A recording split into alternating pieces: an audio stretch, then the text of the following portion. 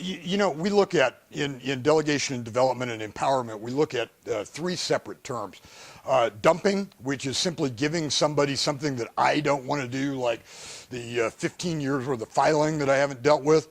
Delegation, then, the next step on that evolutionary chain, is giving someone something to do and telling them precisely how to do it. So, for example, I give you a task, James, and I say, James, you need to do it 1, 2, 3.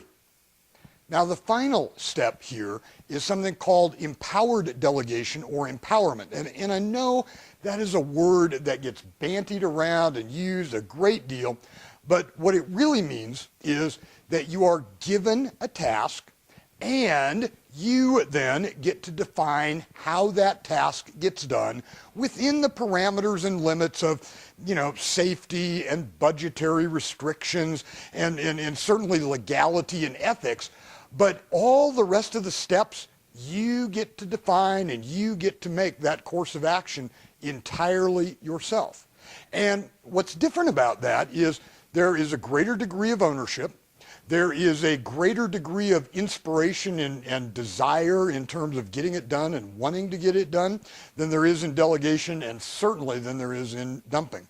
So again, those three stages that we always talk about: dumping, giving somebody something to do that you don't want to do; delegation, giving you something but telling you precisely how to do it and kind of hovering over you while you do it; and then empowered delegation or empowerment, giving you the tasks and the key parameters and saying, run, James, run. And boy, I tell you what, you evolve into that empowered delegation mode.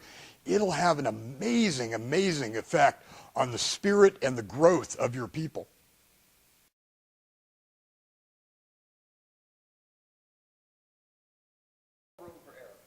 You bet. The more words you use, sometimes really serves as a diluting factor. And the other thing that more words can do too, and again, those of you as supervisors, managers, and executives, more words can sometimes find you painting yourself into a corner as well.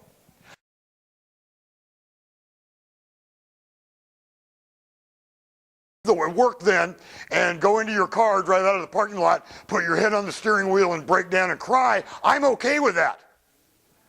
But during work, you better fake it. You better fake that confidence and project it out there, even if it is not legitimate confidence at that point. All right.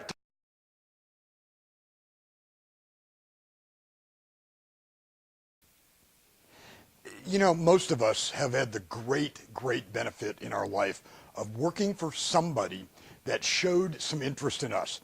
Maybe they remembered our birthday, they remembered our wife's name, they knew our kid's name, they asked about things that we did on the weekend and during vacation.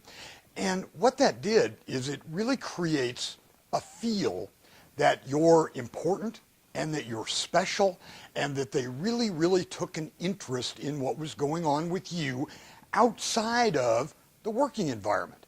And that feel creates, and what you're buying with that feel is loyalty. And what you really do is you'll do anything for that kind of leader. The opposite is that cold, kind of detached leader that is only interested in what you did at work, what your production is, what your core job function is, and anything that you do outside of work really isn't on their radar screen on any level. You don't stretch for that kind of leader. You don't have the same kind of loyalty for that kind of leader. The leader that shows interest in you, the leader that says, golly, James, how was your evening? What did you do this past weekend? How are the kids? How's the dog? That leader is the one that you really go out of your way and really work the extra mile for.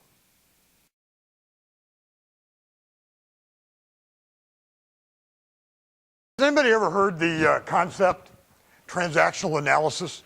It's old science, it's been around for a long time. They used to call it in the 60s and 70s, they used to call it TA. Anybody remember that? Remember hearing it, seeing it?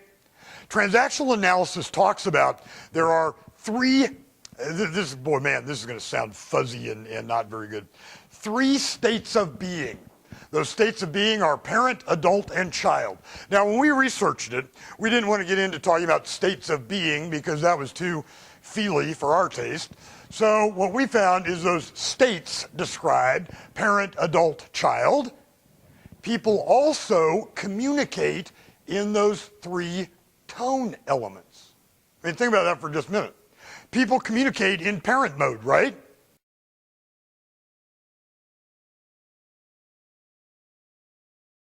Another quality of mental toughness and discipline is dedication to task and obligations.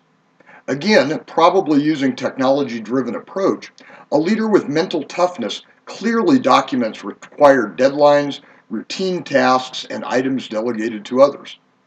Not to intimate that deadlines would never be missed, but mentally disciplined leaders are aware of those deadlines.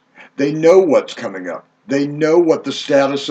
They know that a status report is due every Friday, and they use technology to help them manage this process in a systemic manner.